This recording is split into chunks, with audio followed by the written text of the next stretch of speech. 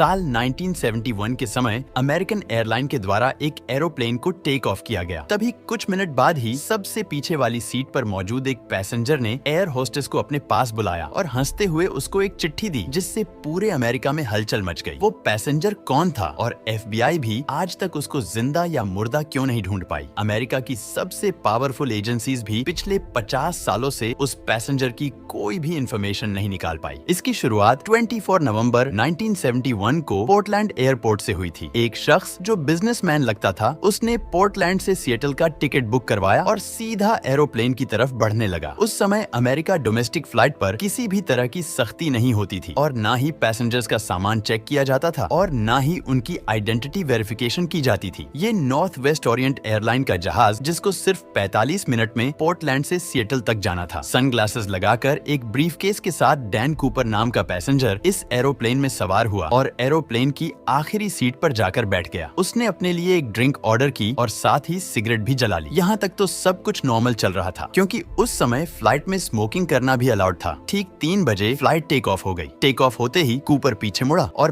पास में बैठी air hostess को हंसते हुए एक चिट्ठी दे दी। जब उस एयर होस्टेस ने चिट्ठी पढ़ी तो जैसे उसके पैरों तले जमीन ही खिसक गई, क्योंकि उस चिट्ठी में लिखा था कि मेरे पास बम है और चुपचाप मेरे पास आकर बैठ जाओ। एयर होस्टेस जब कूपर के पास आकर बैठी तो उसने अपना ब्रीफकेस खोला, जिसमें डायनामाइट की 8 स्टॉक्स और एक डेटोनेटर भी मौजूद था। इसका मतलब कि अब ये एरोप्लेन हाईजैक हो चुका था और बेन कूपर ने एरोप्लेन हाईजैक करने के बाद अपनी 3 डिमांड बताई, जिसमें उसने कहा कि 5 बजे से पहले $2 लाख कैश, 2 पैराशूट और सिएटल एयरपोर्ट पर एक रिफ्यूलिंग ट्रक रेडी होना चाहिए। अपनी डिमांड्स के आखिर में उसने ये भी कहा कि अगर कोई गलती हुई तो मैं बम फाड़ दूंगा। कूपर के अलावा इस एरोप्लेन में 35 पैसेंजर्स थे, जिनको पीछे एरोप्लेन में होने वाली इस हरकत का बिल्कुल भी पता नहीं था। एयर होस्टेस कूपर की इस डिमांड को लेकर पायलट के पास गई और उसे पूरा माजरा सुना दिया। इसके बाद एक दूसरी एयर होस्टेस कूपर के पास आकर बैठ गई। वो पायलट और कूपर की बातचीत को एक दूसरे तक पहुंचाने का काम कर रही थी। ये अमेरिका की हिस्ट्री में होने वाला पहला प्लेन हाईजैक था। इसी वजह से लोकल अथॉरिटीज और FBI ने फैसला किया कि हाईजैकर की सारी डिमांड्स पूरी की जाए, क्योंकि अथॉरिटी को भी पता था कि डैन कूपर उनसे भागकर ज्यादा दूर नहीं जा पाएगा। अब फ्लाइट को सिर्फ 45 मिनट में ही सिएटल में लैंड करना था। सभी पैसेंजर्स इस सारे वाक्य से बिल्कुल बेखबर थे। उनको बताया गया कि टेक्निकल डिफिकल्टी की वजह से प्लेन की लैंडिंग में परेशानी हो रही है। इस दौरान सिएटल नेशनल बैंक से $20 के 10,000 नोट इकट्ठे किए गए, जिनके सभी सीरियल नंबर्स नोट कर लिए गए। 5:45 पे जहाज को लैंड कराया गया और वादे के मुताबिक कूपर को पैसों से भरा बैग और 2 पैराशूट दिए गए। साथ ही साथ जहाज को रिफ्यूल भी कर दिया गया। अपनी मांगे पूरी करवाने के बाद कूपर ने 35 पैसेंजर्स और 2 फ्लाइट क्रू को एरोप्लेन से उतरने की परमिशन दे दी, जबकि पायलट्स और 2 फ्लाइट क्रू को जहाज में ही रहने को कहा। इस टाइम रात हो चुकी थी और जहाज एक बार फिर से टेक ऑफ कर गया। इसके बाद कूपर ने पायलट से कहा कि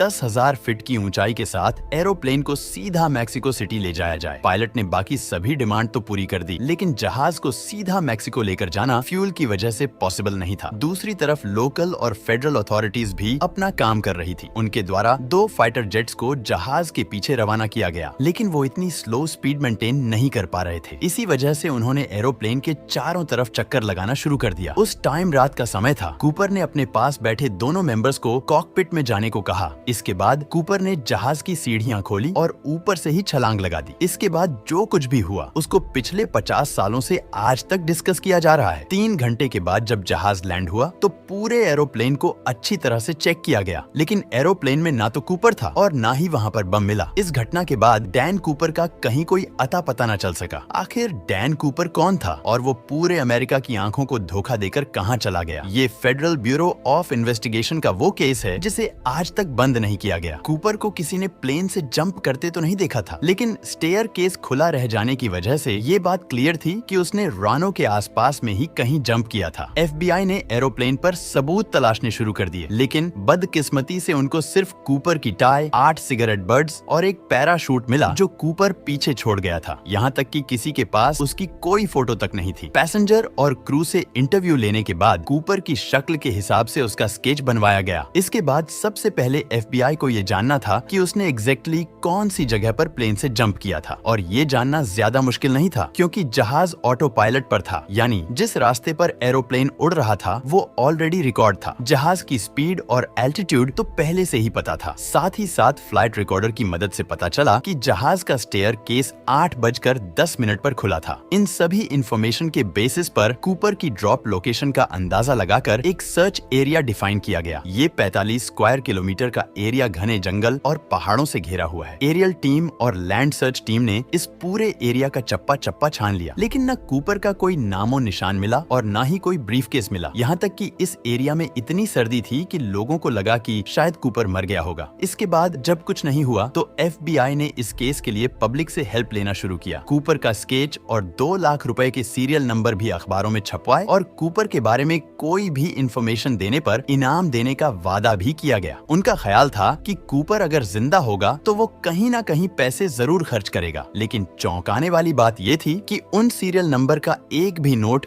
कभी भी कहीं भी दोबारा जाहिर नहीं हुआ। लेकिन मामला अभी खत्म नहीं हुआ था। करीब 9 साल बाद सदर्न वॉशिंगटन कोलंबियन रिवर के किनारे एक बच्चा अपने पेरेंट्स के साथ खेल रहा था। अचानक उसे नदी के किनारे नोटों की 3 गड्डियां मिली। ये $20 के नोटों की गड्डियां थीं। बच्चे के पेरेंट्स सभी पैसे लेकर FBI के पास गए और किस्मत से इनके सीरियल नंबर उन नोटों से मैच कर गए जो डैन कूपर लेकर गया था। हाईजैकिंग केस में 9 सालों के बाद ये पहली प्रोग्रेस थी, लेकिन इसने इस केस को और ज्यादा उलझा कर रख दिया, क्योंकि पैसे ड्रॉप लोकेशन से करीब 27 किलोमीटर दूर पाए गए थे। पहले ये समझा गया कि ड्रॉप जोन में कूपर से नदी में पैसे गिर गए होंगे और वहां से बहते हुए कोलंबिया रिवर तक आए होंगे, लेकिन बाद में नोटिस किया गया कि कोलंबियन रिवर तो ऑपोजिट डायरेक्शन में फ्लो करती है, यानी कि पैसे बहते हुए किसी भी तरह से यहाँ तक नहीं पहुँच सकते। FBI के लिए ये मामला सुलझने की बजाय उलझता ही जा रहा था, क्योंकि जहाँ से ये पैसे बरामद हुए थे यहाँ 1974 में खुदाई का काम किया गया था और 3 साल बाद यहाँ पर 3 बार नदी के किनारे एक्स्ट्रा रेत डाली गई थी और मिलने वाले पैसे इस रेत के अंदर पाए गए थे। इस नई इंफॉर्मेशन से ये तो जाहिर होता है कि डैन कूपर या फिर उसके किसी साथी ने जानबूझकर केस को उलझाने के लिए 3 साल बाद बीच पर आकर पैसे दबा दिए होंगे। इस केस को लेकर FBI ने कूपर जैसे दिखने वाले लोगों से इन्वेस्टिगेशन की, लेकिन कोई भी सबूत हाथ न लग सका। कई सारी थ्योरीज ये भी कहती हैं कि शायद कूपर कोई ट्रेन मिलिट्री कमांडो था, क्योंकि जो पैराशूट वो अपने साथ लेकर गया था वो एक मिलिट्री पैराशूट था और उसको ऑपरेट करना किसी भी पैराशूट से कहीं ज्यादा मुश्किल होता है। उसे सिर्फ मिलिट्री कमांडो ही हैंडल कर पाते हैं। 1980 में 5800 कैश मिलने के अलावा बाकी के 9700 नोट दोबारा कभी नहीं मिल पाए। एविडेंस के तौर पर FBI के पास डैन कूपर के स्केच के अलावा सिर्फ ये टिकट है जिसमें उसने खुद अपना नाम लिखा था। इस केस ने FBI को पिछले 50 सालों से सवालों में उलझा कर रखा है। आज भी